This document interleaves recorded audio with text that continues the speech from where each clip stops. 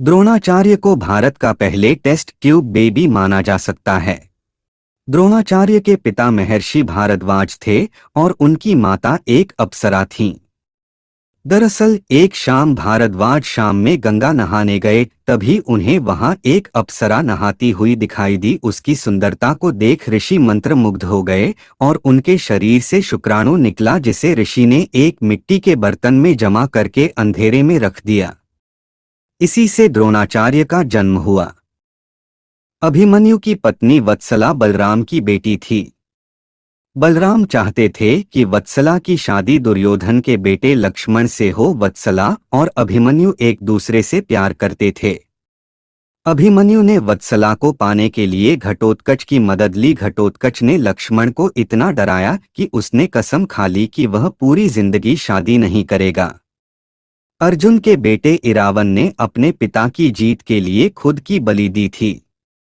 बलि देने से पहले उसकी अंतमी इच्छा थी कि वह मरने से पहले शादी कर ले, मगर इस शादी के लिए कोई भी लड़की तैयार नहीं थी, क्योंकि शादी के तुरंत बाद उसके पति को मरना था।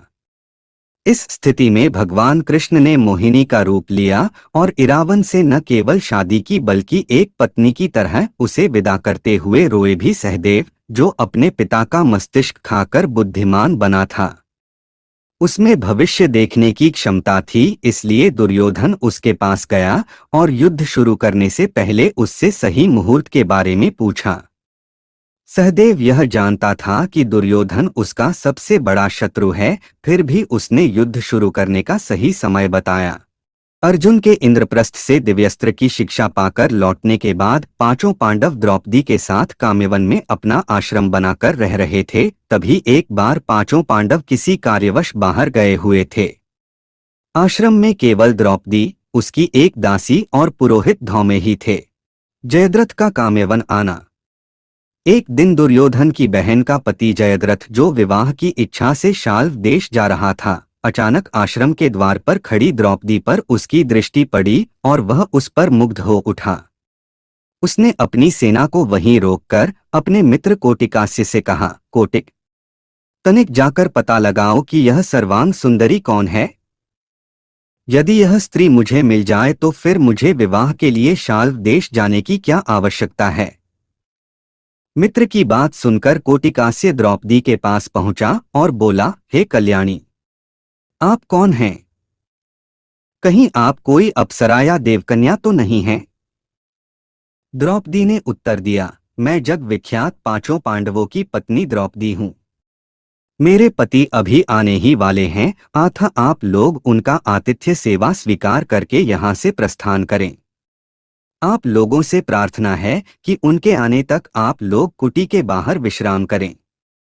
मैं आप लोगों के भोजन का प्रबंध करती हूँ। कोटिकास्य ने जयद्रथ के पास जाकर द्रौपदी का परिचय दिया। परिचय जानने पर जयद्रथ ने द्रौपदी के पास जाकर कहा, हे द्रौपदी, तुम उन लोगों की पत्नी हो जो वन में मारे मारे फिरते हैं और तुम्हें किसी भी प्रकार का सुख वैभव प्रदान नहीं कर पाते। तुम पांडवों को त्याग कर मुझसे विवाह कर लो और संपूर्ण सिंधु देश का राज्य सुख भोगो। जयद्रथ के वचनों को सुनकर द्रौपदी ने उसे बहुत धिक्कारा, किंतु कामांध जयद्रथ पर उसके धिक्कार का कोई प्रभाव नहीं पड़ा और उसने द्रौपदी को शक्तिपूर्वक खींचकर अपने रथ में बैठा लिया। थोड़ी देर में पांडव आश्रम में लौटे। द्रौपदी के अपहरण का समाचार पाते ही भीम गदा लेकर जयद्रथ के पीछे भागे। युधिष्ठिर ने भीम को बताया कि वह बहन दुहिशला का पति है, अतः उसे जान से मत मारना। उसी समय अर्जुन भी उसके पीछे भागे। जयद्रथ द्रौपदी को छोड़कर भाग गया।